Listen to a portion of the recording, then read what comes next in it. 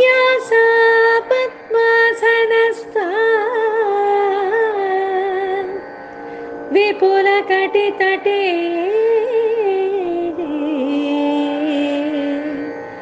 पद्मपत्रायताक्षे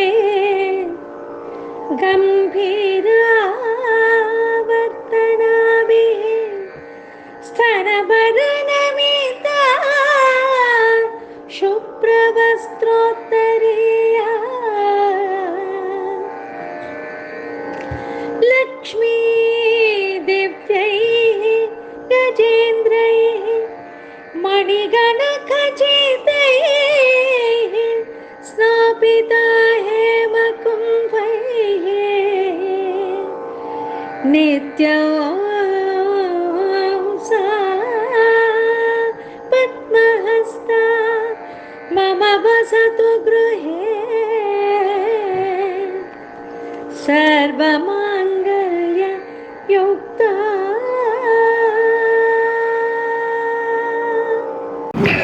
ಶ್ರೀ ಗುರುಭ್ಯೋ ನಮಃ ಪರಮಗುರುಭ್ಯೋ ನಮಃ ದೇವತಾಯೇ ನಮಃ ಭಾರತೀಸಾಯ ನಮಃ. ನುಡಿಶ್ರೀ ಹಂಸ ನಡೆ. ಪದ್ಯ 83ರ ಭಾವಾನುವಾದವನ್ನು ಭಗವಂತ ನಮ್ಮಲ್ಲಿ ಕೂತು ನಮ್ಮ ಯೋಗ್ಯತೆಯನ್ನು ಅನುಸರಿಸಿ ಯಥಾಶಕ್ತಿ ಯಥಾಮತಿ ಈ ಅನುವಾದವನ್ನು ನಡೆಸಿಕೊಳ್ಳಿ.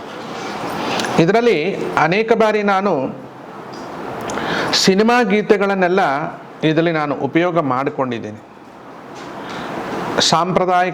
ಸಾಂಪ್ರದಾಯವಾದಿಗಳಿಗೆ ಸ್ವಲ್ಪ ಮನಸ್ಸಿಗೆ ಖೇದ ಆಗ್ಬೋದು, ಆದರೆ ಇವತ್ತಿನ ದಿವಸದಲ್ಲಿ ಮಕ್ಕಳು ಎಷ್ಟು ದಾರಿ ತಪ್ಪಿದ್ದಾರೆ ಅನ್ನೋದು ನಿಮಗೆ ಗೊತ್ತು. ಯಾರಿಗೂ ಸಂಸ್ಕೃತಿಯೇ ಬೇಕಿಲ್ಲ. ಮಧ್ವಾಚಾರ್ಯರು ಯಾರು, ಶಂಕರಾಚಾರ್ಯರು ಯಾರು, ರಾಮಾನುಜಾಚಾರ್ಯರು ಯಾರು ಅಂತ ಕೇಳಿ, ಅವರಿಗೆ ನೀವು ಹೇಳೋ ಭಾಷೆ ಅರ್ಥ ಆದರೆ ಸಾಕು. ಸದ್ಯ ಅವ್ರು ಯಾರು ಅಂತ ಕೇಳಿದ್ರೆ ಅವರೇ ನಿಮ್ಗೆ ಪ್ರಶ್ನೆ ಕೇಳ್ತಾರೆ, ಅವ್ರು ಯಾವ ಕಂಪನಿಯವರು ಅಂತ ಕೇಳಿಬಿಡ್ತಾರೆ. ಆಮೇಲೆ ಅವರೇನು ಅಮೇರಿಕಾದವರ, ಇಂಡಿಯಾದವರ, ಅಥವಾ ಜರ್ಮನಿಯವರ, ಕೆನಡಾದವರ, ಆ ಹೆಸರುಗಳು ವಿಚಿತ್ರವಾಗಿದೆಯಲ್ಲ ಅನ್ನೋ ಪ್ರಶ್ನೆ ಬಂದ್ಬಿಡುತ್ತೆ ಅವರಿಂದ. ಹರಿದಾಸ ಸಾಹಿತ್ಯ, ವಚನ ಸಾಹಿತ್ಯ ಮತ್ತು ಎಲ್ಲ ಎಲ್ಲ ಎಲ್ಲ ಎಲ್ಲ ಎಲ್ಲ ಯಾವುದೂ ಗೊತ್ತಿಲ್ಲದಷ್ಟು ಮಟ್ಟಿಗೆ ಮಕ್ಕಳನ್ನು ಬಹಳ ಕೆಟ್ಟ ದಾರಿಯಲ್ಲಿ ತಂದೆ ತಾಯಿಗಳು ಕರ್ಕೊಂಡು ಹೋಗ್ತಾ ಇದ್ದಾರೆ. ಕಾರಣ ಏನಂದರೆ ಇಂಗ್ಲೀಷಿನ ಒತ್ತಡ, ಹುಚ್ಚುತನ. ಸಾಫ್ಟ್ವೇರ್ ಕಂಪ್ನಿಗಳು ಅಷ್ಟು ಪ್ರವೇಶ ಆಗಿ ಹೋಗಿದೆ ಅಂತಂದರೆ ಮಕ್ಕಳಿಗೆ ನೀತಿಯ ಮಾರ್ಗವೇ ತಪ್ಪಿ ಹೋಗಿದೆ. ಅದಕ್ಕೆ ನಾನು ಸ್ವಲ್ಪ ಇದರ ಮಧ್ಯದಲ್ಲಿ ಏನಾದರೂ ಆಸಕ್ತಿ ಬರುವ ಹಾಗೆ ಸಿನಿಮಾ ಗೀತೆಗಳನ್ನು ಮಧ್ಯದಲ್ಲಿ ನಾನು ತಗೊಂಡು ಆ ಗೀತೆಗಳನ್ನು ಅದರ ಒಳಗೆ ನಾವು ಹೆಕ್ಕುತ್ತಾ ಹೋದರೆ ಉಪನಿಷತ್ ಅರ್ಥಗಳು, ವೇದಾರ್ಥಗಳು ಅದರಲ್ಲಿ ಹೊಳಿತಾ ಇರುತ್ತೆ. ಆ ಹೊಳೆಯುವ ಹೊಳಪನ್ನು ನಾನು ತೋರಿಸಿಕೊಟ್ಟು ಇದು ಕೂಡ ಭಗವಂತನ ಸೇವೆ ಅಂತ ಮಾಡ್ತಾ ಇದ್ದೇನೆ ವಿನಃ ನನಗೆ ಸಿನಿಮಾ ಹಾಡು ಹಾಡಬೇಕು ಅನ್ನೋ ಹುಚ್ಚಾಗಲಿ ಶೋಕಾಗಲಿ ಖಂಡಿತ ಇಲ್ಲ. ಈ ಕೆಲವು ಮಾತ್ರೆಗಳಿರುತ್ತೆ, ಶುಗರ್ ಕೋಟೆಡ್ ಪಿಲ್ಸ್ ಅಂತ ಹೇಳಿ, ಮೇಲೆ ಶುಗರ್ ಹಚ್ಚಿರ್ತಾರೆ, ಸಿಹಿ ಇರುತ್ತೆ, ಒಳಗೆ ಕಹಿನೇ ಇರುತ್ತೆ. ನೇರವಾಗಿ ಕಹಿ ಕೊಟ್ಟರೆ ಮಕ್ಕಳಿಗೆ ಆಗಲಿ ದೊಡ್ಡವ್ರಿಗೂ ಬೇಕಿಲ್ಲ, ಆದರೆ ಅದ್ರ ಮೇಲೆ ಸಿಹಿಯ ಆವರ್ಕವನ್ನು ಮಾಡಿಕೊಟ್ಟಾಗ ಚೀಪ್ತಾರ ಮಕ್ಕಳು. ಹಾಗೆ ಈ ಅನೇಕ ಸಿನಿಮಾ ಗೀತೆಗಳನ್ನು ನಾವು ಇದರಲ್ಲಿ ಉದಾಹರಣೆಗಳನ್ನು ತಗೊಂಡಿದ್ದೀನಿ. ವಾದಿರಾಜರು ನಮ್ಮನ್ನು ಕ್ಷಮಿಸಲಿ, ವಾದಿರಾಜರ ಮನೋಭಾವದಲ್ಲಿ ಅದು ಇರಲಿಕ್ಕಿಲ್ಲ ಅಂತ ನಾನು ಅಂದ್ಕೊಳ್ತೀನಿ.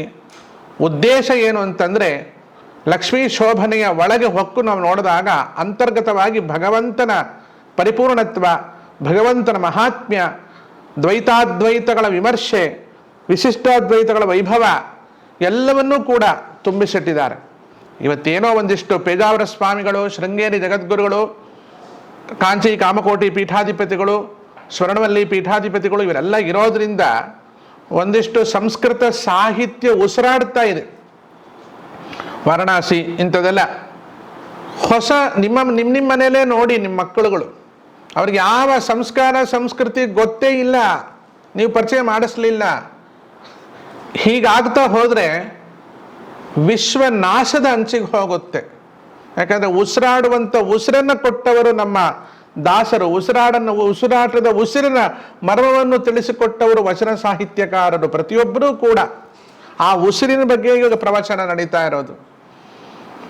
ಬೊಮ್ಮನ ಮನೆಯಲ್ಲಿ ರನ್ನದ ಪೀಠದಿ ಕುಳಿತು ಬೊಮ್ಮನದಿ ನೇಹವ ಮಾಡುವ ನಿರ್ಮಲ ಪೂಜೆಯ ಕೈಕೊಂಬ ಶ್ರೀಕೃಷ್ಣ ಪರ ಬೊಮ್ಮ ಮೂರುತಿಗೆ ಹಸೆಗೆ ಬಾ ಶೋಭಾನೆ. ಮದುವೆಯ ಮಂಟಪಕ್ಕೆ ಜೀರಿಗೆ ಬೆಲ್ಲ ಎಲ್ಲ ಆಗಿ ಹೋಗಿದೆ. ಈಗ ಮುಂದಿನ ಶಾಸ್ತ್ರಗಳಾಗಬೇಕಾಗಿದೆ. ಅಂತಃಪಟವೂ ಆಯಿತು, ಜೀರಿಗೆ ಬೆಲ್ಲವೂ ಆಯಿತು. ಇದೆಲ್ಲ ಯಾರಿಗೂ ಗೊತ್ತಿಲ್ಲ. ಜೀರಿಗೆ ಬೆಲ್ಲ ಅಂದರೆ ಏನೂ ಗೊತ್ತಿಲ್ಲ. ಜೀರಿಗೆ ಅಂತ ಏನು ಕೇಳ್ರಿ ಹುಡುಗರಿಗೆ, ಅವ್ರು ತಕ್ಷಣ ಮೊಬೈಲ್ ತಗೋತಾರೆ, ಜೀರಿಗೆ ಅಂತ ಹಾಕ್ತಾರೆ, ಜೋರಾಗೆ ಜೀರಿಗೆ ಅಂತ ಹಾಕಿಬಿಡ್ತಾರೆ. ಬೆಲ್ಲ ಎಲ್ಲಿಂದ ಬೇಲ ಅಂತ ಹಾಕಿಬಿಡ್ತಾರೆ, ಬೇಲ. ಈ ಥರ ಇರೋದ್ರಿಂದ ಇದ್ರ ಹೇಗೆ ನಾನು ನಿಮಗೆ ಅದು ಮನ ಮುಟ್ಟಿಸ್ಬೇಕು, ಭಗವಂತನ ಸೇವೆ ನಾನು ಹೇಗೆ ಮಾಡಬೇಕು ಅನ್ನೋ ದುಃಖ ನನಗಿದೆ. ಅದರಿಂದ ನಾನು ಅನೇಕ ಲೌಕಿಕ ಉದಾಹರಣೆಗಳನ್ನು ಜಾಸ್ತಿ ಇದರಲ್ಲಿ ಇಟ್ಕೊಂಡಿದ್ದೀನಿ. ಮುಖ್ಯತಃ ಪರಮಾರ್ಥದ ಸಂದೇಶ ಕೊಡೋದೇ ನನ್ನ ಉದ್ದೇಶ, ಬೇರೆ ಏನೂ ಇಲ್ಲ. ದಯವಿಟ್ಟು ದೊಡ್ಡವರಾದವರು ಇದರಲ್ಲಿರ್ತಕ್ಕಂಥ ಒಳ್ಳೆಯದಷ್ಟನ್ನೇ ಸ್ವೀಕರಿಸಿ ನಮ್ಮ ಮನಸ್ಸಿಗೆ ಬೇಡವಾದ್ದನ್ನು ಬಿಟ್ಟುಬಿಟ್ರೆ ಸಾಕು. ತೊಗೊಂಡು ಏನು ಮಾಡಬೇಕಾದ್ದಿಲ್ಲ ನಾವು. ಹೀಗೆ ಜೀರಿಗೆ ಬೆಲ್ಲ ಗುಡಜೀರಿಗೆ ಆಯಿತು. ಅಂತಃಪಟವು ತೆರೆದಾಗಿದೆ. ವಧೂವರರು ಒಬ್ಬರೊಬ್ಬರು ನಿರೀಕ್ಷಣೆ ಮಾಡಿದ್ದೆಲ್ಲ ಆಗಿದೆ. ಅದರ ಮುಂದಿನ ಬೇರೆ ಬೇರೆ ಕೈಂಕರ್ಯಗಳು ಮದುವೆಯಲ್ಲಿರುತ್ತೆ. ಪುನಃ ಅವರು ವಾಶ್ರೂಮ್ಗೆ ಹೋಗಿ ಮುಖ ಗಿಖ ತೊಳ್ಕೊಂಡು ಪೇಟ ಗೀಟ ಸರಿ ಮಾಡಿಕೊಂಡು ಶೃಂಗಾರ ಮಾಡಿಕೊಂಡು ಬಟ್ಟೆ ವಸ್ತ್ರಗಳನ್ನೆಲ್ಲ ಬದಲಾಯಿಸ್ಕೊಂಡು ಪುನಃ ಅವ್ರ ಜೊತೆ ಇದ್ದವರೆಲ್ಲ ಬೇರೆ ಬೇರೆ ಸೀರೆಗಳು ಉಟ್ಕೊಂಡು ಮತ್ತು ಹೊಸ ಹೊಸ ಸೆಂಟ್ಗಳು ಹಾಕ್ಕೊಂಡು ಅದೇನೋ ಅದೆಲ್ಲ ಇರುತ್ತೆ. ಬೇರೆ ಬೇರೆ ನಾಂದಿ ಅಂತ ಆಗತ್ತೆ, ಆಮೇಲೆ ಇದು ಚಪ್ರದ ಪೂಜೆ ಅಂತ ಆಗತ್ತೆ, ಕುಲದೇವತಾ ಇದಾಗತ್ತೆ, ಬೀಸೆಕಲ್ಲು ಅಂತ ಆಗತ್ತೆ, ಆ ಮದುವೆ ಒಳಗೇನೆ ಗೌರಿ ಪೂಜೆ ಅಂತ ಆಗತ್ತೆ, ಮತ್ತು ಗೌರಿ ತಾಳಿ ಅಂತ ಆಗತ್ತೆ, ಆ ತಾಯಿ ಮನೇಲಿ ಕಟ್ಟೋದೊಂದು ತಾಳಿ ಅಂತ ಆಗತ್ತೆ. ಎಲ್ಲದಕ್ಕೂ ತಾಳಿ ತಾಳಿ ತಾಳಿ ತಾಳಿ ಸ್ವಲ್ಪ ಆರಾಮಾಗಿರ್ರಿ ಅಂತ. ಹೀಗೆ ಅಂತಹ ಭಗವಂತನನ್ನು ನಾವು ನಮ್ಮ ಮನೆಯ ಮಗಳನ್ನು ಎಂಥ ದೇವರಿಗೆ ಕೊಟ್ಟಿದ್ದೀವಿ ನೋಡಿ, ಎಂಥ ಹುಡುಗರಿಗೆ ಕೊಟ್ಟಿದ್ದೀವಿ, ಎಂಥ ವರನಿಗೆ ಕೊಟ್ಟಿದ್ದೀವಿ. ಆ ವರನ ಸಂಬಂಧಿಕರು ಯಾರ್ಯಾರು ಅನ್ನೋದು ಇಲ್ಲಿ ಮಹತ್ವವಾದ ವಿಷಯ. ನಾನು ಮೊದಲೇ ಹೇಳಿದ್ದೆ, ಕನ್ಯಾ ವರಯತೆ ರೂಪಂ ಮಾತಾವಿತ್ತಂ ಪಿತಾಶ್ರುತಂ ಬಾಂಧವಾಹ ಕುಲಮಿಚ್ಛಂತಿ ಮೃಷ್ಟಾನ್ನಂ ಇತರೇ ಜನಾಹ. ಮದುವೆ ಮಾಡ್ಕೊಳ್ತಕ್ಕಂಥ ಹುಡುಗಿ ವರನಲ್ಲಿ ರೂಪವನ್ನು ಮಾತ್ರ ನೋಡ್ತಾಳಂತೆ. ಇದೆಷ್ಟೋ ಬಾರಿ ಹೇಳಿದ್ದೀನಿ ನಾನು. ಅದು ನೆನಪಿನ ಶಕ್ತಿ ಬಹಳ ಕಮ್ಮಿ ಇರೋದ್ರಿಂದ ಪದೇ ಪದೇ ಹೇಳೋ ಪರಿಸ್ಥಿತಿ ನಂಗೆ ಬಂದಿದೆ. ಕನ್ಯಾ ವರಯತೆ ರೂಪಂ ಮಾತಾವಿತ್ತಂ, ಹುಡುಗಿಯ ತಾಯಿ ರೂಪ ಗೀಪ ತಗೊಂಡೇನು ಮಾಡೋದು, ನಿಮ್ಮಪ್ಪ ಚೆನ್ನಾಗಿದ್ದ ಅಂತ ನೋಡಿ ಮದುವೆ ಮಾಡಿಕೊಂಡೆ, ಈಗ ನೋಡಿದ್ರೆ ಮುಸುಡಿ ಹಿಂಗೆ ಆಗೋಗಿದೆ, ಇದು ಸಾಬುದಾಣಿ ಸಂಡಿಗೆ ಥರ ಆಗಿ ಹೋಗಿದೆ ಅಂತ ಹೇಳೋ ಪರಿಸ್ಥಿತಿ ಬರುತ್ತೆ. ಮತ್ತೆ ದುಡ್ಡು ಕಾಸು ಎಷ್ಟಿದೆ, ಆಸ್ತಿ ಎಷ್ಟಿದೆ ಅಂತ ತಾಯಿ ನೋಡ್ತಾಳಂತೆ. ಮಾತಾವಿತ್ತಂ ಪಿತಾಶ್ರುತಂ, ತಂದೆ ಹೇಳ್ತಾನಂತೆ, ರೂಪವೂ ಚೆನ್ನಾಗಿದೆಯಮ್ಮ, ಬೇಕಾದಷ್ಟು ಆಸ್ತಿ ಇದೆ, ಸಿಕ್ಕಲ್ಲೆಲ್ಲ ಸೈನ್ ಮಾಡಿಬಿಟ್ರೆ ಅವನೇನು ಶಾಲೆ ಮಾಸ್ತ್ರ ಅಥವಾ ರೈತನ ಅಥವಾ MBBS ಅದೆಲ್ಲ, ಅದನ್ನು ಸ್ವಲ್ಪ ಪ್ರಗತಿ ಪದವಿಗಳನ್ನು ನೋಡಬೇಕಲ್ಲ. ಯಾಕೆಂದರೆ ನನ್ನ ಮಗಳನ್ನು ಎಂಥವನಿಗೆ ಕೊಟ್ಟಿದ್ದೀನಿ ಅಂತಂದರೆ ಎಂಥ ವಿದ್ಯಾವಂತನಿಗೆ ಕೊಟ್ಟಿದ್ದೇನೆ ಅನ್ನುವ ಗೌರವದ ಗರಿ ನನಗೆ ಬೇಕು ಅಂತ ತಂದೆ ಹೇಳ್ತಾನಂತೆ. ಬಾಂಧವಾಹ ಕುಲಮಿಚ್ಛಂತಿ, ಬಂಧುಗಳು ಕುಲವನ್ನು ಇಚ್ಛೆ ಮಾಡ್ತಾರಂತೆ.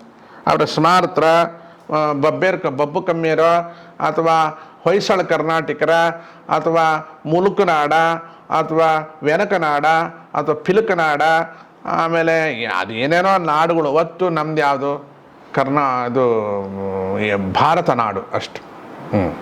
ಅಯ್ಯಂಗಾರಲ್ಲಿ ನಾವು ಹೆಬ್ಬಾರರು, ಸ್ವಯಮಾಚಾರರು, ಪಿಳ್ಳಾಚಾರರು, ಪೊಳ್ಳಾಚಾರರು ಈ ಮಾಧ್ವರಲ್ಲಂತೂ ಕೇಳಲೇಬೇಡಿ. ಅದು ಎಣಸಕ್ಕೆ ಬರೋಕ್ಕಾಗದಿರೋಷ್ಟು ಮಠಾಂತರಗಳು, ಇದೆಲ್ಲ ಬಂಧುಗಳು ಬೇಕಾಗತ್ತೆ. ಹೀಗೆ ಇದನ್ನೆಲ್ಲ ಸೂಚಿಸಲಿಕ್ಕೆ ವಾದಿರಾಜ ತೀರ್ಥ ಶ್ರೀಚರಣರು ಈ ಮದುವೆ ಮನೆಯಲ್ಲಿ ಭಗವಂತ ಎಂಥ ಕುಟುಂಬವಂತ, ಅವನ ಹೆಸರೇ ವಿಷ್ಣು, ವ್ಯಾಪಕತ್ವಾದಿ ವಿಷ್ಣು, ವ್ಯಾಪಿಸಿದವ, ಹರಡಿದವ, ತುಂಬಿದವ, ಎಲ್ಲೆಲ್ಲೂ ತಾನೇ ತಾನಾಗಿರುವನ. ಅವನಿಗೆ ಒಬ್ಬ ಮಗ ಇದ್ದಾನೆ, ಚತುರ್ಮುಖ ಬ್ರಹ್ಮ. ಆ ಚತುರ್ಮುಖ ಬ್ರಹ್ಮ ಭಗವಂತನಿಗೆ ಊಟ ಮಾಡಿಸ್ತಾನಂತೆ. ಅದಕ್ಕೆ ಭಗವಂತ ಅವನಿಗೆ ನೇಹ ಮಾಡ್ತಾನಂತೆ. ಅಂದರೆ ಸ್ನೇಹ ಅನ್ನೋದು ಬದಲು ನೇಹ ಅಂತ ಹೇಳಿದ್ದಾರೆ. ಸಕಾರವನ್ನು ತೆಗೆದು ನಕಾರವನ್ನು ಹಾಕಿದ್ದಾರೆ. ಇದು ತತ್ಸಮ ಮತ್ತು ತದ್ಭವ. ಸ್ತ್ರೀ ಅಂತ ನೀವು ಕನ್ನಡದಲ್ಲಿ ಹೇಳ್ತೀರಲ್ಲ, ಅದನ್ನು ಸಂಸ್ಕೃತದಲ್ಲಿ ಶ್ರೀ ಅಂತ ಹೇಳ್ತೀವಿ. ಶ್ರೀಯ ತತ್ ಸಮ, ಅದಕ್ಕೆ ಸಮವಾಗಿರೋದು. ತದ್ ಭವ, ಅದರಿಂದ ಉಂಟಾಗಿರತಕ್ಕಂಥದ್ದು ಯಾವುದು? ಸ್ತ್ರೀ.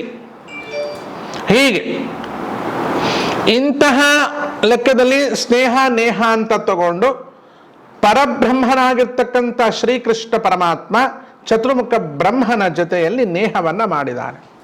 ಅಂಥ ಯೋಗ್ಯತೆ ಚತುರ್ಮುಖ ಬ್ರಹ್ಮನಿಗೆ ಏನಿದೆ? ನಾವು ದೊಡ್ಡವರಲ್ಲಿ ಸ್ನೇಹ ಮಾಡಕ್ಕೆ ಹೋಗಬಾರ್ದು, ದೊಡ್ಡವರು ನಮ್ಮಲ್ಲಿ ಸ್ನೇಹ ಮಾಡಬೇಕು. ಆಗ ನಮಗೆ ಅದರ ತೂಕ ಮರ್ಯಾದೆ ಹೆಚ್ಚು ಅನ್ನೋ ಭಾವವನ್ನು ನಾನು ಹೇಳ್ತಾ ಇದ್ದೆ. ಅಲ್ಲಿ ಯಾತಕ್ಕೋಸ್ಕರ ಅವನಿಗೆ ಆ ಯೋಗ್ಯತೆ ಬಂತು ಅನ್ನೋದನ್ನ ನಾವು ಚಿಂತನೆ ನಡೆಸ್ತಾ ಇದ್ದೀವಿ. ಸಕಲ ಚರಾಚರ ಉಸಿರಾಡುವಂಥ ಜೀವರಾಶಿಗಳ ಒಳಗೆ ಉಸಿರಾಡದೇ ಇರತಕ್ಕಂಥ ಜೀವರಾಶಿಗಳು ಯಾವುದು ಅಂತ ನನಗೂ ಗೊತ್ತಾಗಿಲ್ಲ. ಸೂಕ್ಷ್ಮ, ಅತಿ ಸೂಕ್ಷ್ಮ ಲೋಕಕ್ಕೆ ಹೋಗ್ಬಿಟ್ರೆ ಕಲ್ಲುಗಳು ಉಸಿರಾಡತ್ತೆ, ಮಣ್ಣು ಉಸಿರಾಡತ್ತೆ. ಸೂಕ್ಷ್ಮ ಲೋಕಕ್ಕೆ ಹೋದ್ರೆ ಅದನ್ನು ಕುಟ್ಟಿ ಕುಟ್ಟಿ ಕುಟ್ಟಿ ಕುಟ್ಟಿ ಕುಟ್ಟಿ ಕುಟ್ಟಿ ಕುಟ್ಟಿ ಕುಟ್ಟಿ ಕುಟ್ಟಿ ಕುಟ್ಟಿ ಕುಟ್ಟಿ ಚೂರು ಚೂರು ಚೂರು ಚೂರು ಚೂರು ಮಾಡಿದ್ರೆ ಲಾಸ್ಟಿಗೆ ನಿಮಗೆ ಕಾಣಿಸೋದು ಬೆಳಕಿನ ಕಣಗಳು ಮಾತ್ರ. ಫಿಸಿಕ್ಸ್ ಇದು. ಉಸಿರು ಇಲ್ಲದೆ ಇರುವ ಜಾಗವೇ ಇಲ್ಲ. ತುಂಬ ಅದ್ಭುತವಾಗಿರ್ತಕ್ಕಂಥ ವಿಷಯ. ಇದಕ್ಕೆ ಎರಡು ವಿಷಯ ನಾನು ನಿಮಗೆ ಉದಾಹರಣೆಯನ್ನು ಕೊಡ್ಬೋದು, ಉಸಿರು ಹೇಗಿರುತ್ತೆ ಅಂತ. ಅದಕ್ಕೆ ಹೆಸರೇ ಹಂಸ ಮಂತ್ರ ಅಂತ. ಹಂಸ ಮಂತ್ರ. ಉಸಿರು ಆಡದೇ ಇರೋ ಜಾಗ ಯಾವುದು? ಉಸಿರಾಡದೇ ಇರೋ ಜಾಗ ಎಲ್ಲೂ ಇಲ್ಲ. ವಾಯುದೇವರು ಇಲ್ಲದೆ ಇರೋ ಜಾಗವೇ ಇಲ್ಲ. ಅದಕ್ಕೆ ಅವ್ರಿಗೆ ಹೆಸರೇ ವಿಶ್ವಗುರುಗಳು ಅಂತ. ಇನ್ನೇನು ಬೇಲೂರು ಚೆನ್ನಿಗರಾಯಂದು ವಿಗ್ರಹ ತಯಾರಾಗಿದೆ, ಜಕ್ಕಣ್ಣಾಚಾರಿ ತಯಾರು ಮಾಡಿದ್ದಾನೆ, ಪ್ರತಿಷ್ಠಾಪನೆಗೆಲ್ಲ ರೆಡಿಯಾಗಿ ಹೋಗಿದೆ. ರಾಜ ವಿಷ್ಣುವರ್ಧನ ಬಹಳ ಅದ್ದೂರಿಯಿಂದ ಆ ವೈಭವದಿಂದ ಆ ವಿಗ್ರಹವನ್ನು ಮೆರವಣಿಗೆ ಮಾಡಿಕೊಂಡು ಮಂದಿರಕ್ಕೆ ಕರ್ಕೊಂಡು ಬರ್ತಾ ಇದ್ದಾನೆ.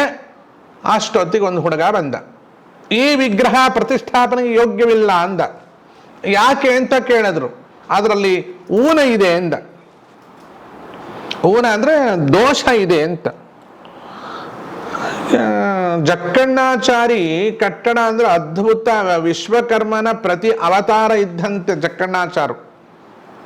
ಅವನ ಮಗ ಡಂಕಣ ಅಂತ. ಆ ಡಂಕಣ ಆಚಾರಿ ಹೇಳಿದ, ನಮ್ಮಪ್ಪ ಮಾಡಿರ್ತಕ್ಕಂಥ ಈ ವಿಗ್ರಹದಲ್ಲಿ ಊನ ಇದೆ, ದೋಷ ಇದೆ. ತಂದೆಗೆ ಸಿಟ್ಟು ಬಂದ್ಬಿಡ್ತು. ತೋರ್ಸು ನನ್ನ ಮಗನೇ ಅಂದ. ಅವತ್ತಿಂದ ನನ್ನ ಮಗನೇ ಅಂತ ಶುರುವಾಗಿರ್ಬೇಕು ಅಂತ ಕಾಣುತ್ತೆ. ಆ ಹುಡುಗ ಚಾಣ ತಗೊಂಡು ಬಂದ. ಚಾಣ ಅಂತಿರ್ತದೆ, ಕಲ್ಲನ್ನು ಕುಟ್ಟೋದು ಚಾಣ ತಗೊಂಡ. ಸೀದಾ ಆ ಚೆನ್ನಿಗರಾಯನ ಹೊಟ್ಟೆ ಹತ್ರ ಬಂದ. ಎಲ್ಲರೂ ಅಯ್ಯೋ ರಾಮ, ಎಂತಹ ಅದ್ಭುತವಾದ ವಿಗ್ರಹ, ಒಡೆದಾಕ್ಬಿಡ್ತಾನಲ್ಲ ಅಂತ ಕಣ್ಣಲ್ಲಿ ನೀರು ಸುರಿದು ಹೋಗ್ತಾ ಇದೆ, ರಕ್ತ ಸುರಿದು ಹೋಗ್ತಾ ಇದೆ.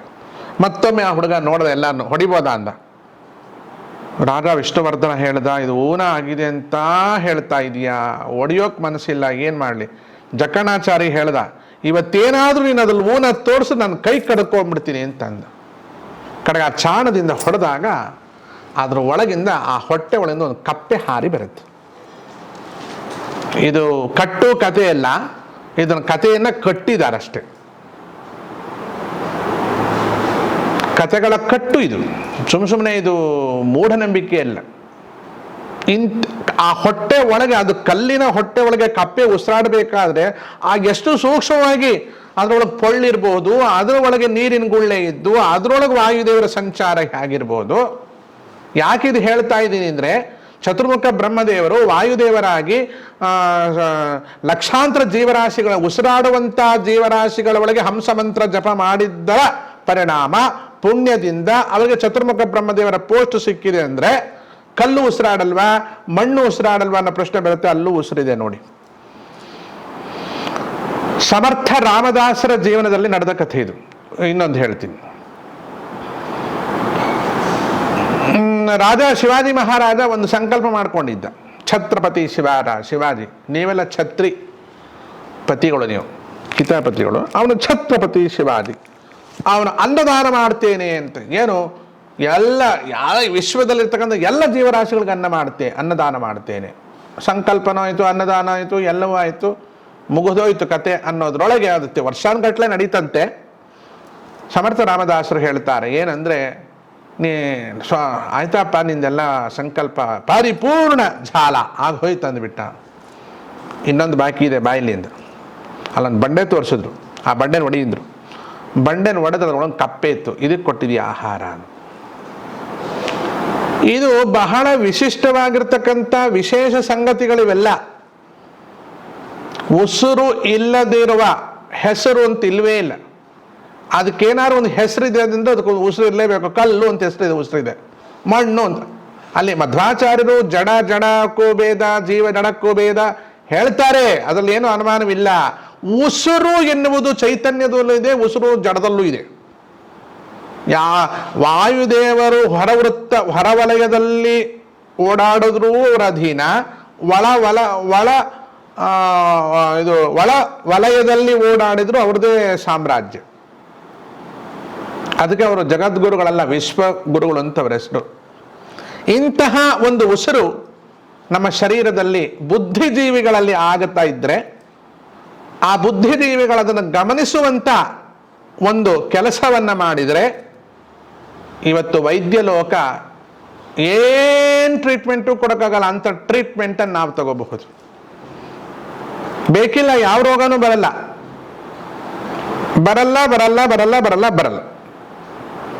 ಒಂದು ಪಕ್ಷ ನಿಮ್ಮ ಶಸ್ತ್ರಚಿಕಿತ್ಸೆಯಲ್ಲಿ ಗುರುತುಗಳಾದರೂ ಉಳಿಬಹುದು ಚರ್ಮದ ಮೇಲೆ, ಆದರೆ ಪವಾಡ ಚಿಕಿತ್ಸೆಯಲ್ಲಿ ಗುರುತು ಉಳಿಯದಂತೆ ಅನೇಕ ಜನ ವಾಸಿಯನ್ನು ಮಾಡಿದ್ದಾರೆ. ಇದನ್ನು ಅನೇಕ ವೈದ್ಯ ಲೋಕದವರು ಪ್ರಶ್ನಿಸ್ತಾರೆ. ಇದಕ್ಕೇನೋ ಕಾಲ ಜಾದು ಅಂತ ಹೇಳ್ತಾರೆ, ಆಮೇಲೆ ಏನೇನೋ. ನಮ್ಮ ಕೈಯಲ್ಲಿ ಆ ಕುಣಿಲಾರ್ದ ಸೂಳೆ ನೆಲ ಡೊಂಕು ಅಂದಳು ಅನ್ನೋ ಹಾಗೆ ಮಂತ್ರಕ್ಕೆ ಶಕ್ತಿ ಇಲ್ಲ ಅನ್ನುವಂಥ ನಿರ್ವೀರ್ಯವ ಬುದ್ಧಿ ನಮ್ಮಲ್ಲಿದ್ದರೆ ನಾವೇನು ಮಾಡೋಕ್ಕಾಗಲ್ಲ. ಮಂತ್ರಕ್ಕಿರುವಷ್ಟು ಶಕ್ತಿ ಬೇರೆ ಯಾವುದಕ್ಕೂ ಇಲ್ಲ. ಅಂತ ಮಂತ್ರ ಅಂತ ಒಂದು ನಡೀತಾ ಇದೆ ನಮ್ಮ ಶರೀರದಲ್ಲಿ. ಅದನ್ನು ವಾಯುದೇವರು ಇಡೀ ಕುಂಡಲಿನಿ ಅನ್ನುವ 3.5 ಸುತ್ತಿನ ಹಾವನ್ನು ಇಟ್ಕೊಂಡ್ಬಿಟ್ಟಿದ್ದಾರೆ ಕೈಯಲ್ಲಿ. ಇಟ್ಕೊಂಡು ಅದೇ ಜಪಮಾಲೆ. ಏನು ಜಪ ಮಾಡ್ತಾ ಇದ್ದಾರೆ? ಹಂಸ ಸೋಹಂ ಸ್ವಾಹ, ಹಂಸ ಸೋಹಂ ಸ್ವಾಹ, ಹಂಸ ಸೋಹಂ ಸ್ವಾಹ. ಇದು ನಿಧಾನವಾಗಿ ಕೇಳಿಸ್ಕೊಳ್ಳಿ.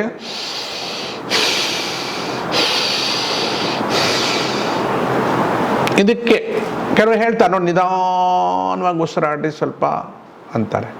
ಏನು ನಿಧಾನವಾಗಿ ಉಸಿರಾಡೋದು? ಹಂಸ ಅಂತ ಬರುತ್ತೆ. ವಾಪಸ್ ಬರ್ಬೇಕಾದ್ರೆ ಸೋಹಂ ಅಂತ ಬರುತ್ತೆ. ಇದು ಒಂದು ದಿವ್ಯವಾಗಿರ್ತಕ್ಕಂಥ ಹಾಡು. ಈ ಹಾಡು ನೀನು ಹಾಡು ಅಂತ ಹೇಳ್ತಾರೆ. ಈ ಹಾಡನ್ನು ನೀನು ಹಾಡು, ಇದು ಹಾಡಿದು. ಈ ಹಾಡನ್ನು ನೀನು ಹಾಡು ಅಂದರೆ, ನೀನು ಹಾಡು ಅಂದರೆ ನೀನು ಜಪವನ್ನು ಮಾಡು. ಮಧ್ವಾಚಾರ್ಯರು ತಂತ್ರಚಾರ ಸಂಗ್ರಹದಲ್ಲಿ ಹೇಳಿದಂಥ ಮಾತು, ನೀನು ಹಾಡು. ಈ ಹಾಡನ್ನು ಹಾಡು. ಹಾಡಿ ಹಾಡಿ ಹಾಡಿ ನಿನ್ನೊಳಗಿರುವ ಹಾಡನ್ನು ನೀನು ಕೇಳು.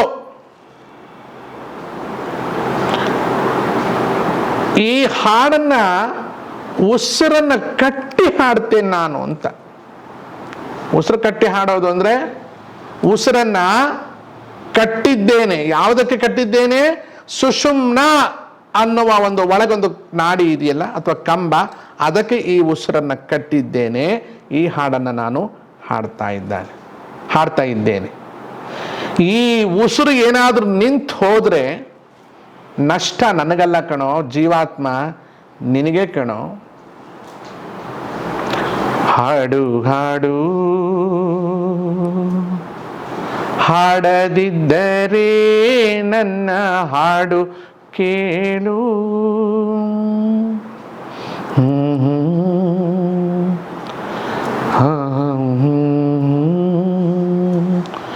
ಉಸಿರು ಕಟ್ಟಿ ಹಾಡುವೆ ಹಾಡು.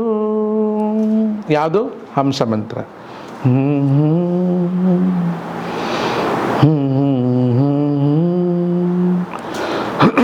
ಈ ಜಪ ಏನಾದ್ರು ನಿಂತೋದ್ರೆ, ಈ ಉಸಿರು ನಿಂತರೆ ನಿನಗೆ ನಷ್ಟ ನೋಡು.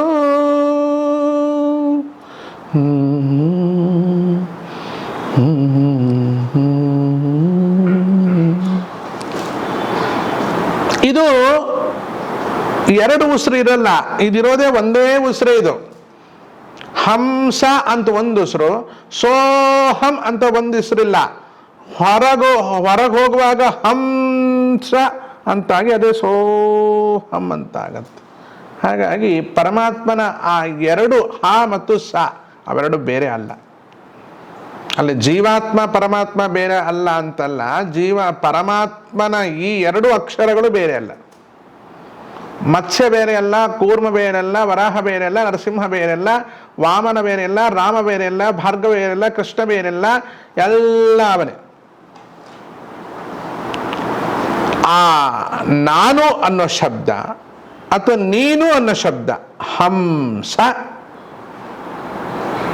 ನೀನು, ಸೋಹಂ ನಾನು.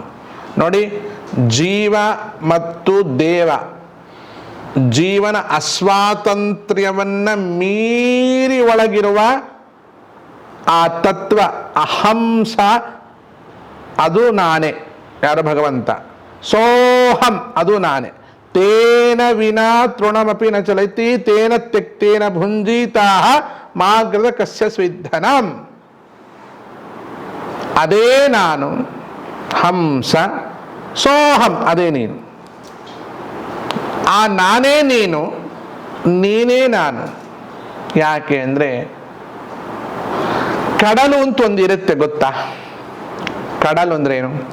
ಸಮುದ್ರದ ತೀರ.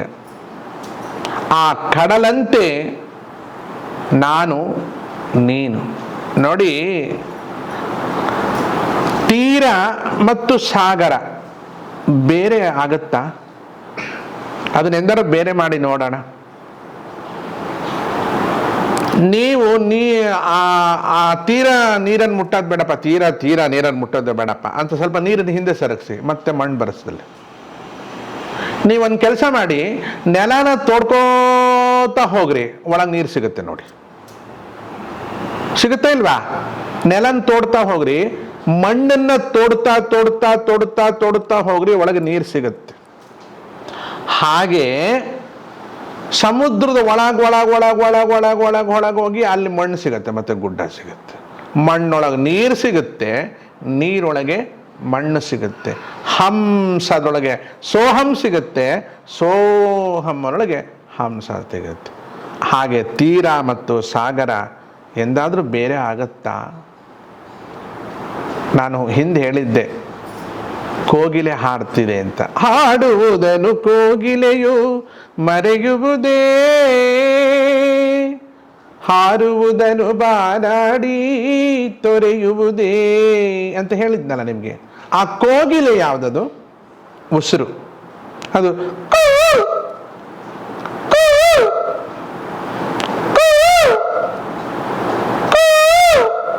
ಒಂದ್ಸಲ ತುಂಬಾ ಚೆನ್ನಾಗಿ ನಿಧಾನವಾಗಿ ಅದು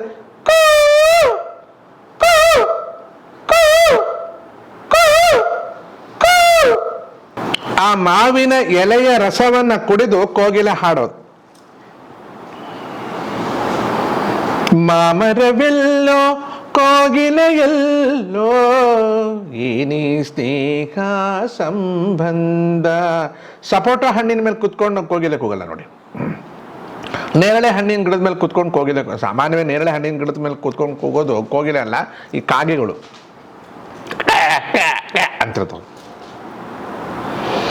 ಏನು ಅಂದರೆ ಬೇರೆ ಯಾವ ಗಿಡದ ಎಲೆಯ ರಸವು ಕೋಗಿಲೆಯ ದನಿಗೆ ಸಹಕಾರವಾಗದು. ಕಾರಣವೇನು? ಆ ಒಗರು. ಎಲ್ಲ ಎಲೆಲೂ ಒಗರಿದೆ. ಅದರ ಮಾವು ಅಂದ್ರೇನು? ಮಾ ಅಂದ್ರೆ ತಾಯಿ. ಊ ಅಂದ್ರೇನು? ಏನು ಊ ಅಂದ್ರೆ? ಉದಿತ, ಉಂಟು, ಓಲ್ ಎಲ್ಲವೂ ಅದೇ. ತಾಯಿಯಿಂದ ತುಂಬಿದ ರಸ ತುಂಬಿದ ಈ ಸುಷುಮ್ನ ಎನ್ನುವ ಆ ಮಾವಿನ ಮರದಲ್ಲಿ ಒಳಗೆ ಕೂತ್ಕೊಂಡಿರ್ತಕ್ಕಂಥ ಆ ಜೀವ, ಉಸಿರು ಅನ್ನೋ ಕೋಗಿಲೆ ಇದೆಯಲ್ಲ, ಆ ಕೋಗಿಲೆ ಏನಂತ ಕೂಗುತ್ತೆ? ಒಂದೇ ಉಸಿರಲ್ಲಿ ಕೂಗುತ್ತೆ.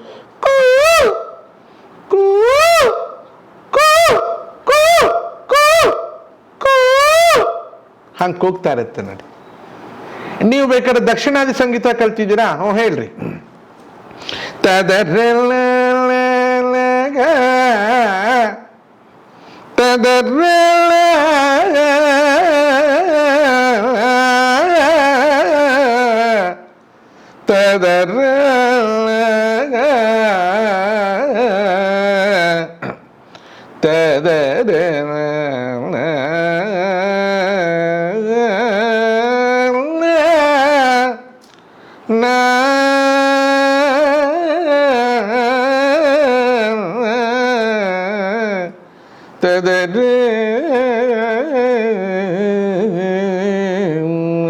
ಹೇಳಿ, ಯಾರು ಬೇಡ ಅಂದರು?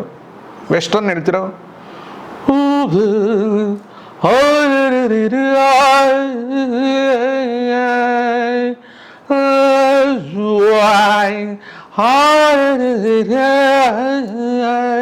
ವೆಸ್ಟರ್ನ್ ಹಾಡ್ರಿ.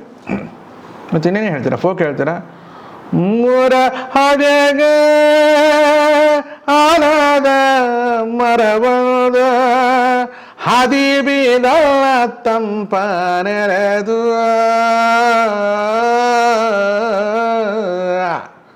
ರಂಬಿಕೊಂಬೆ ಮೇಲೆ ಗೂಡ ಕಟ್ಟುತ್ತಾವರಿಕ್ಕಿ ಬಲಿತ ಕಕ್ಕಿ ಗೂಡಿನ ಮ್ಯಾಲ ಮಾಲಿಗಾವ ಮರಿ ಹಕ್ಕಿ ಜೂತ ಬೇತಾಳ ಝೋತ್ ಬಾವಲಿ ಮ್ಯಾಲೆ ತೂಗತಾವ. ಹೇಳಿ, ಫೋಕ್ ಹೇಳಿ. ಬೇಡವಾ? ಉತ್ತರಾದಿ ಸಂಗೀತ ಹೇಳ್ತೀರಾ?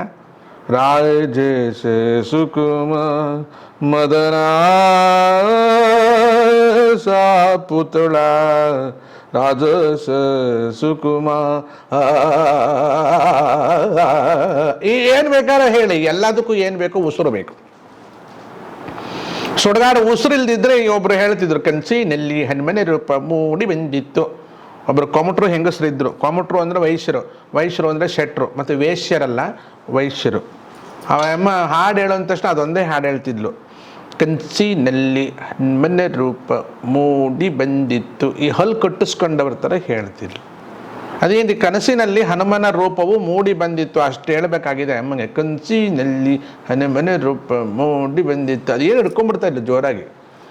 ಇನ್ನೊಬ್ಬಳು ಹೇಳ್ತಾ ಇದ್ಲು, ನಿನ್ನ ನೆನಪು ಬಂದ ನೀರ ಬರುತ್ತಾವ ಮರೆಯಲಾಂಗ ತಾಯಿ ನಿನ್ನ ಈ ಜನ್ಮ. ಆ ಮಧ್ಯದ ಕೇಳಿಸ್ತಾನೆ ಇರಲಿಲ್ಲ. ಯಾಕೆ ಅಂದರೆ ಅಷ್ಟು ಪಲುಕು ಅವಳದು.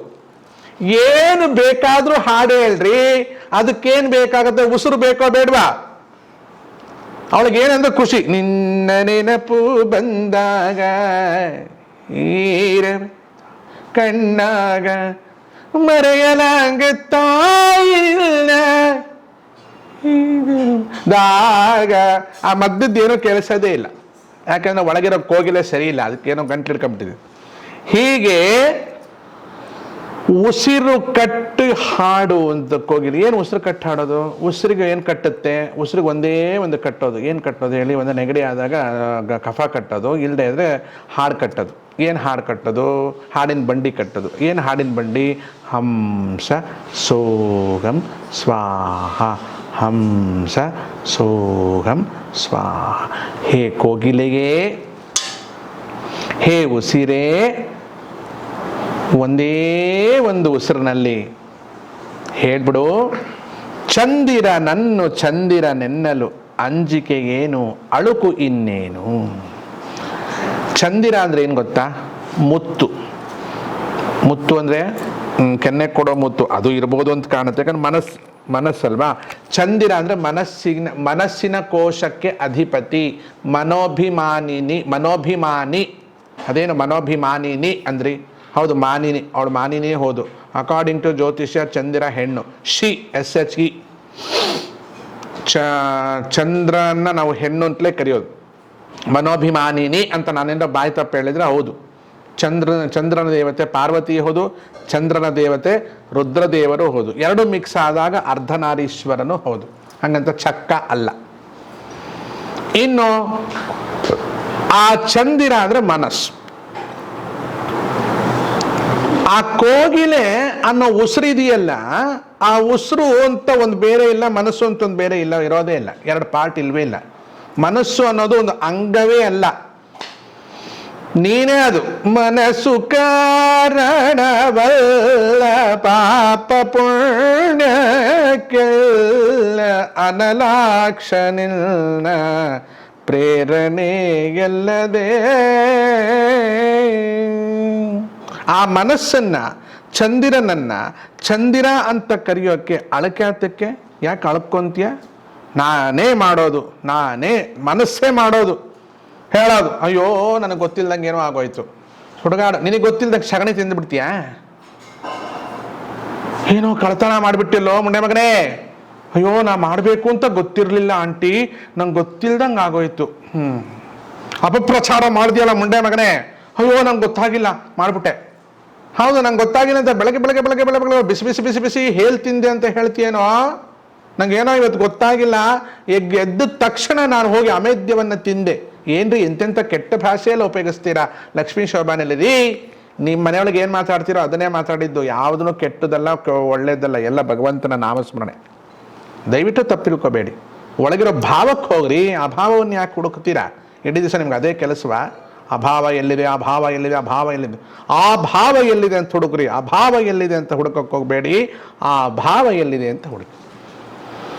ಯಾರಿಗೋ ಬುದ್ಧಿ ಕೆಟ್ಟಿದೆ ಅಂದ್ಬಿಟ್ಟು ಸಗಣಿನ ತಿಂದುಬಿಡಲ್ಲ, ಯಾರಿಗೋ ಬುದ್ಧಿ ಕೆಟ್ಟಿದೆ ಅಂತ ಹಂದಿ ಲದ್ದಿ ತಿಂದುಬಿಡಲ್ಲ, ಯಾರಿಗೋ ಬುದ್ಧಿ ಕೆಟ್ಟಿದೆ ಅಂತ ಹೇಳಿ ತನ್ನ ತಾಯಿ ಜೊತೆ ಹೋಗಿ ಮಲ್ಕೊಳ್ಳಲ್ಲ, ಯಾರಿಗೋ ಬುದ್ಧಿ ಕೆಟ್ಟಿದೆ ಅಂತ ಅಕ್ಕ ತಂಗಿಯರ ಜೊತೆ ಸಾಂಸಾರಿಕ ಸಂಬಂಧವನ್ನು ಮಾಡೋಲ್ಲ. ನನ್ನ ಮಗ ಬಹಳ ಕುಡಿದಿದ್ದ ರಾತ್ರಿ, ಅವನಿಗೆ ಏನೋ ಎಚ್ಚರಿಕೆನೇ ಇಲ್ಲ, ಅವನು ಏನೋ ಕಳತನ ಮಾಡಿಬಿಟ್ನೋ, ಹೊಡೆದ್ಬಿಟ್ನೋ, ಏನು ಆಗ್ಬಿಡುತ್ತೋ ಅಂತ ಹೇಳಿಬಿಡ್ತೀರಲ್ಲ.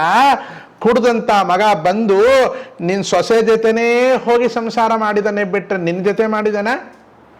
ಇಲ್ವಲ್ಲ. ಅದನ್ನೇ ಹೇಳೋದು ಮನಸ್ಸು. ಆ ಮನಸ್ಸು ಯಾರು? ಚಂದಿರ. ಆ ಚಂದಿರನನ್ನ ಚಂದಿರ ಅನ್ನೋಕೆ ನಿನಗೆ ಯಾಕೆ ಅಂಜಿಕೆ ಅಳಕು? ಅಲ್ರಿ, ನೀವೇನು ಲಕ್ಷ್ಮೀ ಶೋಭಾನೆ ಹೇಳ್ತಿದ್ದೀರೋ, ಸ್ನೇಹಲೋಕದ ಸಿನಿಮಾ ಕತೆ ಹೇಳ್ತಾ ಇದ್ದೀರೋ? ರೀ, ಸ್ನೇಹಲೋಕದ ಸಿನಿಮಾದ ಕಥೆನೇ ನಾನು ಹೇಳ್ತಾ ಇರೋದು. ಸ್ನೇಹಲೋಕ ಎಲ್ಲಿ ನಡೀತಿ ಹೇಳ್ರಿ? 83ನೇ ಪದ್ಯದಲ್ಲಿ, ಬೊಮ್ಮನ ಮನೆಯಲ್ಲಿ ರನ್ನದ ಪೀಠದಿ ಕುಳಿತು ಒಮ್ಮನದಿ ನೇಕವ ಮಾಡುವ, ಒಮ್ಮನದಿ ಸ್ನೇಹವ ಮಾಡುವ, ನಿರ್ಮಲ ಪೂಜೆಗ ಕೈಕೊಂಬ ಶ್ರೀಕೃಷ್ಣ ಪರಬ್ರಹ್ಮ ಮೂರ್ತಿಗೆ ಹಸೆಗೆ ಬಾ ಶೋಭಾನೆ. ಇದೆಯಲ್ಲ ಅಲ್ಲಿ ಸ್ನೇಹಲೋಕ, ಅದು ಸ್ನೇಹನ ನೇಹ ಅಂತ ಹೇಳಿದ್ದಾರೆ.